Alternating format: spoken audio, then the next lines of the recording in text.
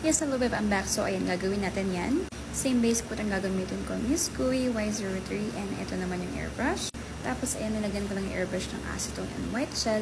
Tapos, i-spray na natin siya para sa ombre effect natin. So, ayan, ganito lang yung ginagawa ko mga beb. Make sure na i-blend mo siya ng maayos. So, like that. Tapos, ito naman yung pang-emboss natin sa flower. So, color white from Born Pretty.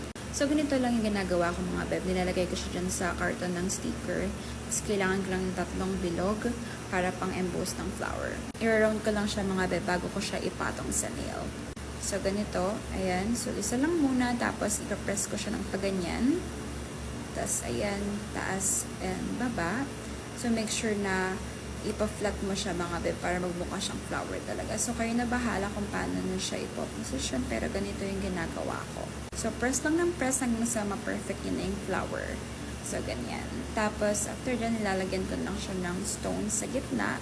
Mas maganda yung medyo malaki kasi tinay ko yung maliit, hindi siya okay. Mas maganda yung yan. Mas malaki yung pangatlo yung ginamit ko dyan. Tapos, nilalagyan ko ulit siya ng sealed na 5-in-1 top coat. So, ganyan. Mas matibay yung rhinestones dyan. Then, top coat. And then, ayan lang. Thank you so much, mga beb. Ito pala yung sample niya. Papakita ko sa huli. Ayan. Thank you!